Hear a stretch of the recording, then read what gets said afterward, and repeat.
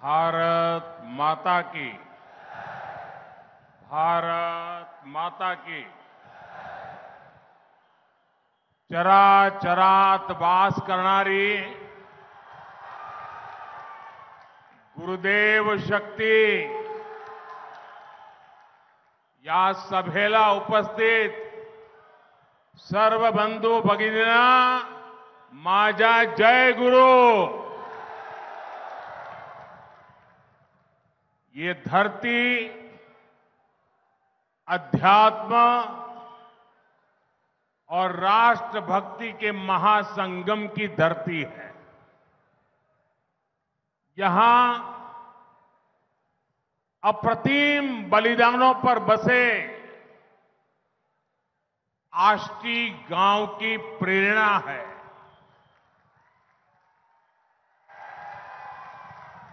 राष्ट्रसंत तुकडोजी महाराज, गाडगे महाराज, लालूजी महाराज, तेलंगराय महाराज, संत मायबाई, आड़कूजी महाराज, ऐसे कितने ही अनगिनत महान संतों के आशीर्वाद यहां मिलते हैं। मैं आज सौभाग्यशाली हूं कि इस धरती पर उन सभी पुण्य आत्माओं को प्रणाम करने का अवसर मिला है। आज चैत्र एकादशी भी है। पंढरपुर की आषाढ़ी, कार्तिकी, चैत्र और माघी ऐसी 4 यात्राएं मुख्य होती है। उनमें से आज चैत्र एकादशी की यात्रा है। आज हर तरफ गूंज रहा है, रूप पाहता लोचनी, सुख जाले वो साजड़ी, तोहा विठ्ठल बरवा, तोहा माधव बरवा।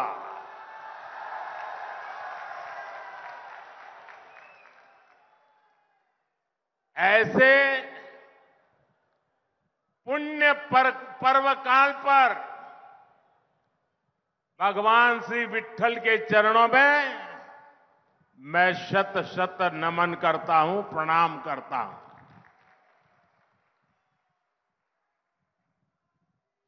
मैं गुजरात में पैदा हुआ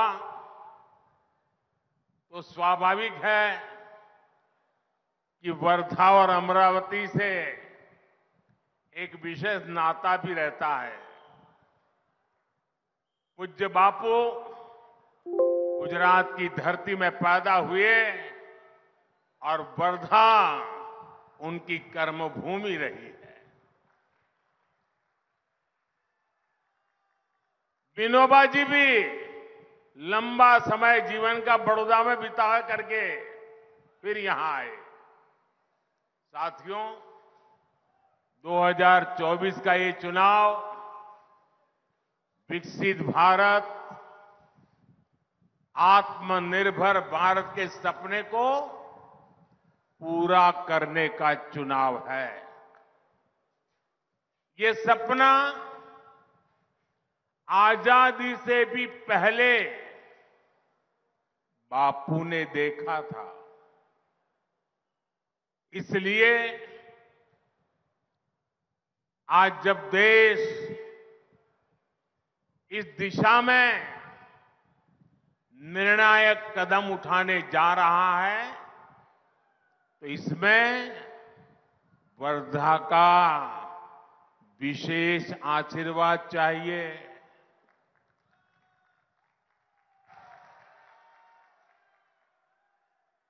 आज इतनी बड़ी संख्या में आपकी उपस्थिति, वर्धा और अमरावती का ये प्रचंड समर्थन, ये बता रहा है कि विकसित महाराष्ट्र और विकसित भारत का लक्ष्य दूर नहीं है। और मैं देख रहा हूं जितने लोग अंदर हैं उससे ज्यादा लोग वहां बाहर खड़े हैं। और मैं वर्धा चुनाव सभा में पहले भी आया हूं, लेकिन इतना बड़ा जनसागर पहले एक बार भी नहीं था।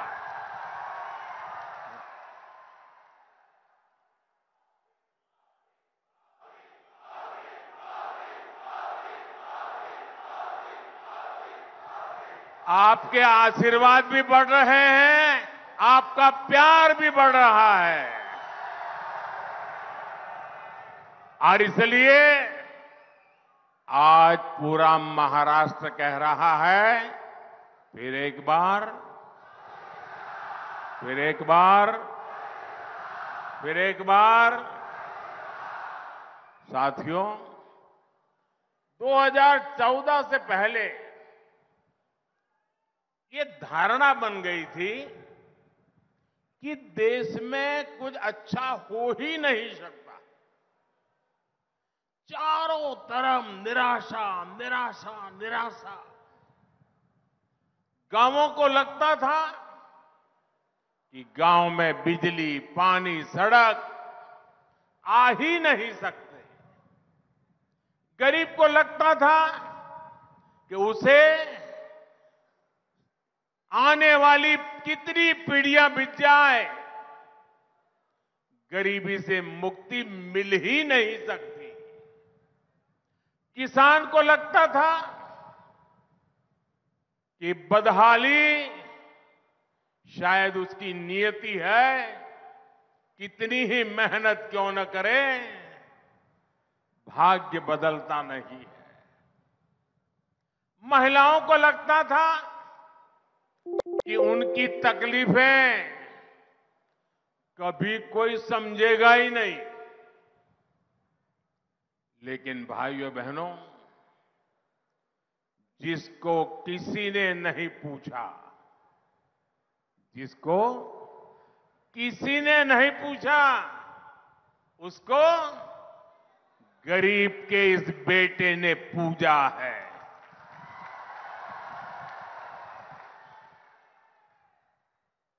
दस वर्षों में हमने 25 करोड़ लोगों को गरीबी से बाहर निकाला है। हमने हर गांव तक बिजली की रोशनी पहुंचाई है। हमने देश के 11 करोड़ लोगों को पानी का कनेक्शन दिया है। 10 वर्षों में 4 करोड़ गरीब परिवारों को पीएम आवास मिला है। 10 वर्षों में 50 करोड़ से ज्यादा लोग बैंकों से जुड़कर अर्थव्यवस्था का हिस्सा बने हैं। और आज जब वर्धा आया हूं तो आप सबसे मैं एक प्रार्थना करना चाहता हूं। करूं? ऐसे नहीं, आवाज में कुछ दम होनी चाहिए। जरा हाथ ऊपर कर बताइए, मैं प्रार्थना करूं। देखिए, आप अभी गांवों में जाते होंगे, अलग अलग बस्तियों में जाते होंगे। ये सारे काम जो मैं गिना रहा हूं ना, अभी भी हो सकता है किसी न किसी गांव में एक आध दो परिवार ऐसे हो, शायद मकान मिलना बाकी हो। 2-4 परिवार ऐसे हो जहां गैस का कनेक्शन न पहुंचा हो। 5-15 परिवार ऐसे हो शायद टॉयलेट न बना हो, नल से जल न पहुंचा हो। मेरी आपसे एक प्रार्थना है, आप मेरे प्रतिनिधि हैं, मेरे लिए आप ही मोदी है।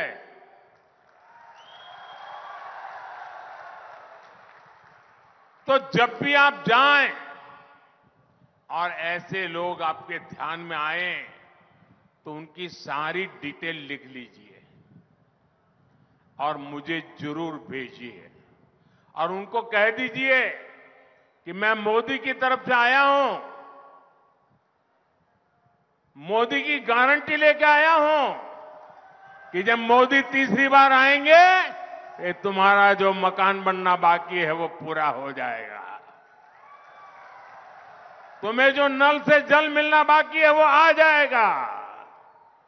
तो मेरा एक काम कर दोगे, क्योंकि मुझे हर किसी की सेवा करनी है और आप मोदी बनके मेरी मदद करिए, करेंगे? साथियों, आज आत्मविश्वास से भरा ये देश अब मोदी की गारंटी देख रहा है।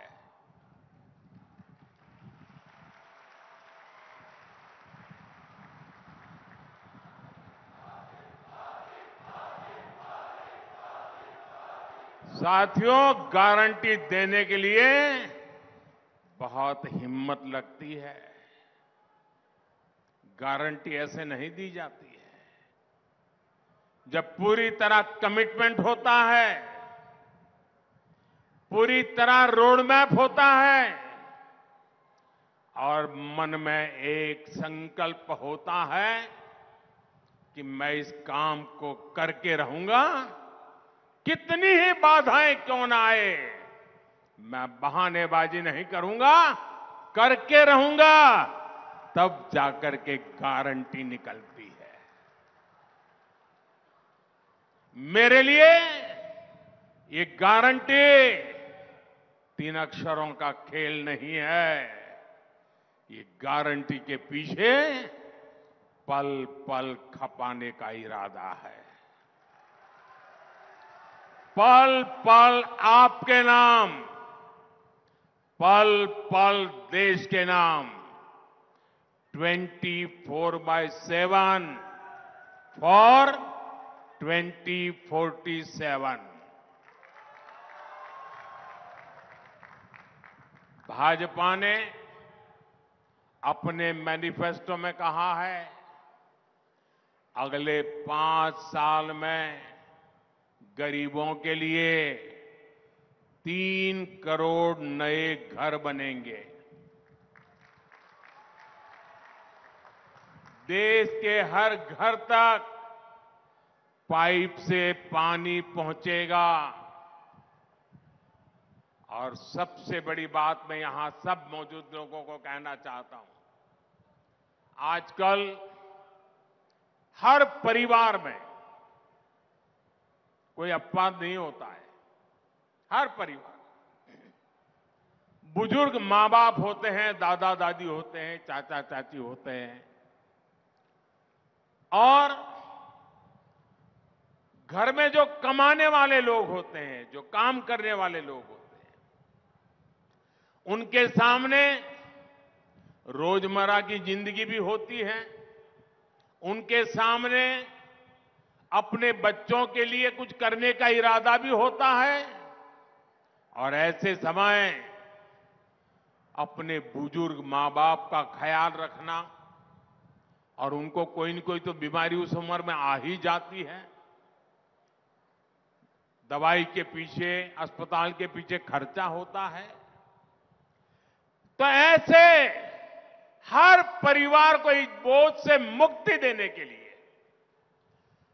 हर 30, 35, 40, 45 साल के उम्र के व्यक्तियों को अपने परिवार में अपने सपना पूरा करने के लिए बोझ ज्यादा न करना सहना पड़े, इसलिए मोदी ने गारंटी दी है कि हिंदुस्तान के हर परिवार के 70 से ऊपर की उम्र के जो लोग हैं, उन सबको 5 लाख रुपए तक मुफ्त इलाज की जिम्मेवारी मोदी की रहेगी। आप पर ये बोझ कम होगा। ये बोझ उन बुजुर्गों को कहना दिल्ली में आपका बेटा बैठा है, वो उठाएगा। अभी हमने गैस सिलेंडर दिए हैं। भविष्य में आपकी रसोई में पाइप से गैस पहुंचेगी।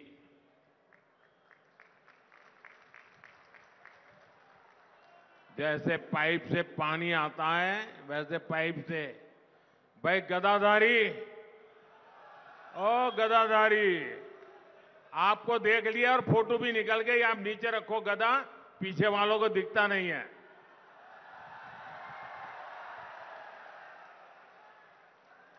बजरंगबली की जय। आप पहलवान हैं क्या? हमारे तड़स जी तो पहलवान रहे हैं।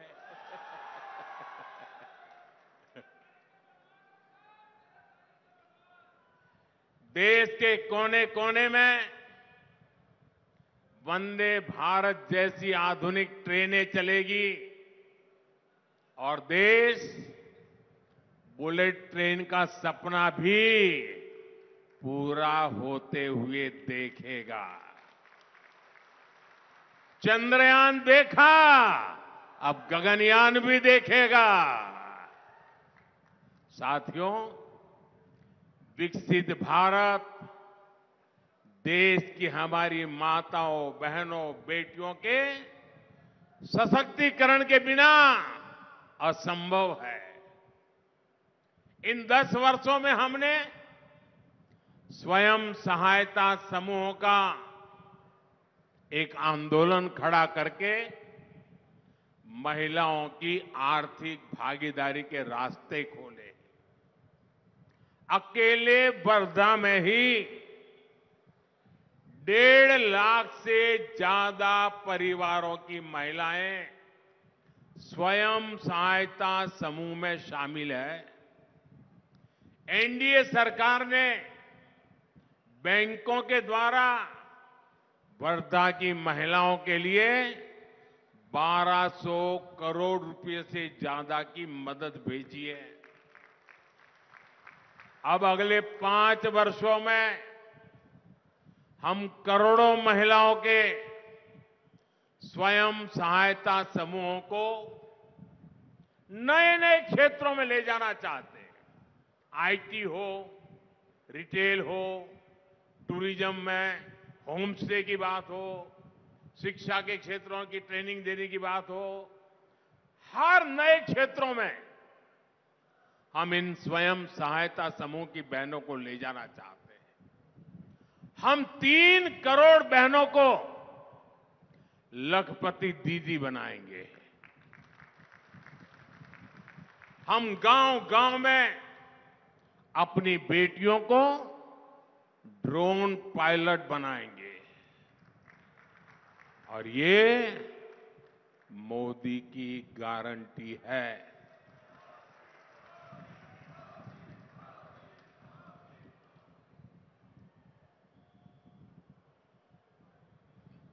साथियों, कांग्रेस और इंडी अलायंस की सोच हमेशा से विकास विरोधी और किसान विरोधी रही है। इसलिए देश में दशकों तक किसानों की हालत लगातार इतनी खराब रही है।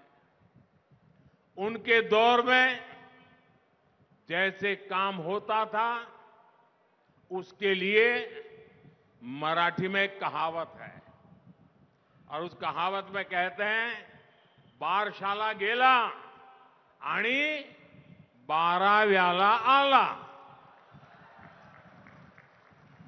परिवार के नाम पर पत्थर तो लग जाता था, लेकिन कई पीढ़ियां गुजर जाती थी, फिर भी काम नहीं पूरा होता था। विदर्भ को कांग्रेस सरकारों के इस रवैये का बहुत नुकसान उठाना पड़ा, लेकिन आज हमारी सरकार विदर्भ को उतनी ही ज्यादा प्राथमिकता देकर काम कर रही है।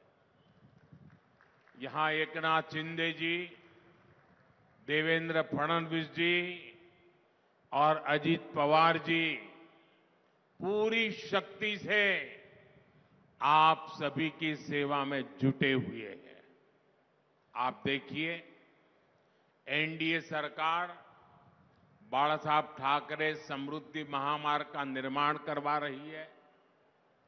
आज नागपुर से गोवा के बीच 1,00,000 करोड़ रुपए की लागत का ग्रीन हाईवे बन रहा है। वर्धा, सेवाग्राम, पुलगांव और हिंगनघाट जैसे क्षेत्रों में बेहतर रेल सेवा उपलब्ध हुई है। वर्धा, यवतमाल, नांदेड़ के बीच रेलवे लाइन और वर्धा से बल्लार शाह के बीच रेल ट्रैक जैसे प्रोजेक्ट इस क्षेत्र की कनेक्टिविटी बढ़ा रहे हैं। दामनगांव रेलवे स्टेशन का पुनर्विकास किया जा रहा है। हमारी सरकार ने आरवी विधानसभा क्षेत्र में सिंगल लाइन को ब्रॉडगेज रेलवे लाइन में बदलने के लिए अलग से फंड दिया है। वर्धा के सिंधली में ड्राई पोर्ट का काम भी पूरा हो चुका है और देश में टेक्सटाइल इंडस्ट्री को बढ़ावा देने के लिए जो टेक्सटाइल पार्क बन रहे हैं उनमें एक अमरावती में बन रहा है। यानी विदर्भ अब पिछड़ेपन के उस दुष्चक्र से बाहर निकलेगा जिसमें कांग्रेस पार्टी ने विदर्भ को फंसा कर रखा था। इंफ्रास्ट्रक्चर और औद्योगिक पिछड़ेपन के कारण ही विदर्भ के किसानों को इतने दशकों तक आर्थिक तबाही से जूझना पड़ा है। ये हाईवेज, एक्सप्रेसवेज और रेलवेज हमारे इन किसानों की समृद्धि के महामार्ग बनेंगे। साथियों, वर्धा और अमरावती में सिंचाई की समस्या यहां किसानों के लिए कितने बड़े संकट का कारण रही है, ये हम सबको पता है। लेकिन पिछली सरकारों ने इस ओर कभी ईमानदारी से काम नहीं किया। 2014 में देश में ऐसी 99 बड़ी सिंचाई परियोजनाएं थी जो दशकों से अटकी हुई थी। इसमें सबसे ज्यादा संख्या महाराष्ट्र की सिंचाई परियोजनाओं की थी। ये एनडीए सरकार है जो इन्हें तेजी से पूरा करा रही है। अब लोअर वर्धा इरिगेशन प्रोजेक्ट और अमरावती का लोअर पेडी इरिगेशन प्रोजेक्ट किसानों के लिए वरदान बनने जा रहा है। इसके अलावा भी इस पूरे क्षेत्र में सिंचाई के लिए कई छोटे प्रोजेक्ट भी लाए जा रहे हैं। साथियों, हम समस्याओं के समाधान के साथ ही संभावनाओं के सृजन के लिए भी काम कर रहे हैं। हमने अमरावती के संतरे और वर्धा की हल्दी को वन डिस्ट्रिक्ट वन प्रोडक्ट के तहत अलग से पहचान दी है ताकि यहां के किसानों को इसका लाभ हो। किसानों की आर्थिक सहायता के लिए किसान सम्मान निधि का पैसा भी सीधे किसानों के खातों में भेजा जा रहा है। अकेले वर्धा में ही किसानों के खातों में भारत सरकार की तरफ से 300 करोड़ से ज्यादा रुपये भेजे गए और महाराष्ट्र में देवेंद्र जी और शिंदे जी की सरकार के द्वारा भेजे गए वो अलग। साथियों, आज बीजेपी के विकास के सामने इंडी अलायंस मुद्दों की कंगाली से जूझ रहा है और इसलिए ये लोग अब केवल गाली गलौज और अपमान की राजनीति पर उतर आए हैं। इंडी अलायंस की तमिलनाडु की जो पार्टी सनातन के विनाश की घोषणा करती है, उन नेताओं से ये लोग छत्रपति शिवाजी महाराज की धरती पर हमारे महाराष्ट्र में लाकर रैली करवाते हैं। अयोध्या में राम मंदिर का 500 साल पुराना सपना पूरा होता है तो कांग्रेस पार्टी और उसके दोस्त उसका भी बहिष्कार करते हैं। अयोध्या में भव्य राम मंदिर में पहली रामनवमी का आयोजन हुआ। सूर्य की किरणों से भगवान राम के अभिषेक ने हर देशवासी को भक्ति से सराबोर कर दिया।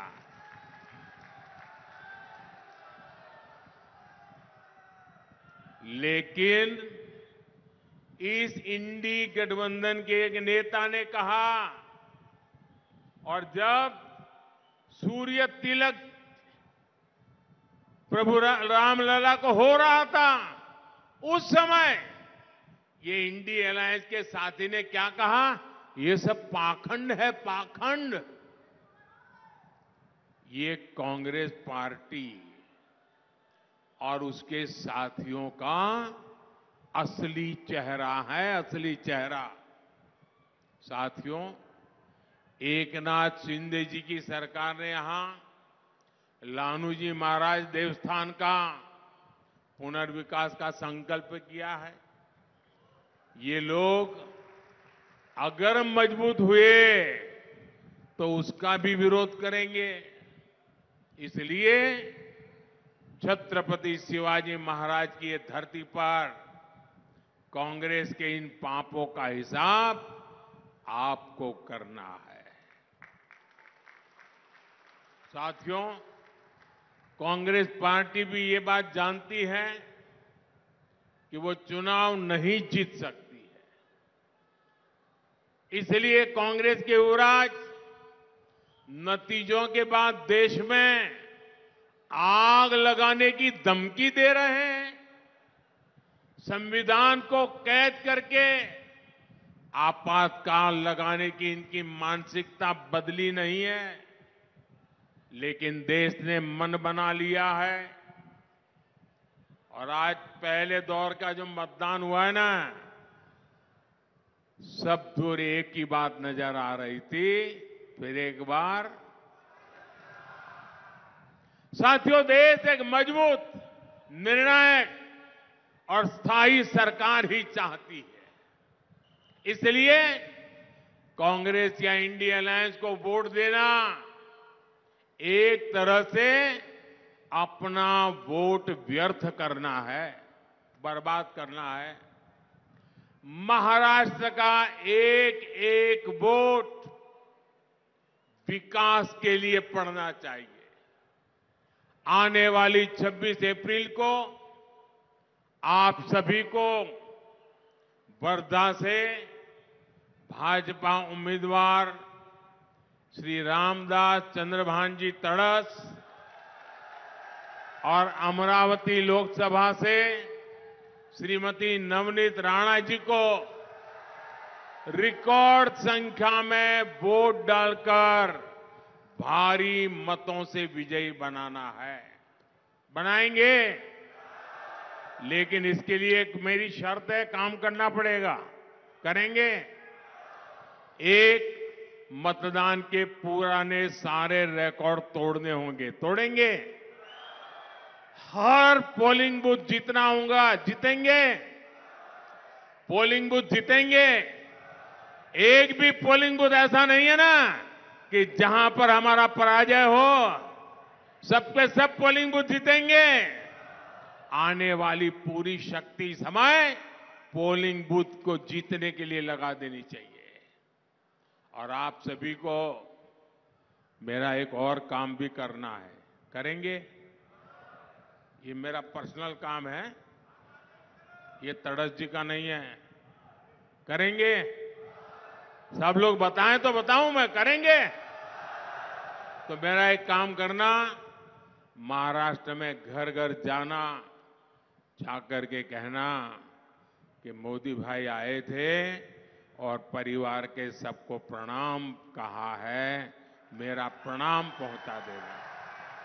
मेरा प्रणाम पहुंचा देंगे। पहुंचा देंगे। जब हर परिवार में मेरा प्रणाम पहुंचेगा ना, तो परिवार के सब लोग मुझे आशीर्वाद देंगे। और जब मुझे आशीर्वाद मिलते हैं तो एक नई ऊर्जा मिलती है। और जब नई ऊर्जा होती है तो आपके लिए, आपके सपनों के लिए मुझे खप जाने का आनंद मेरा बढ़ जाता है। इसलिए मुझे हर परिवार से आशीर्वाद चाहिए। बोलिए भारत माता की। भारत माता की। बहुत बहुत धन्यवाद।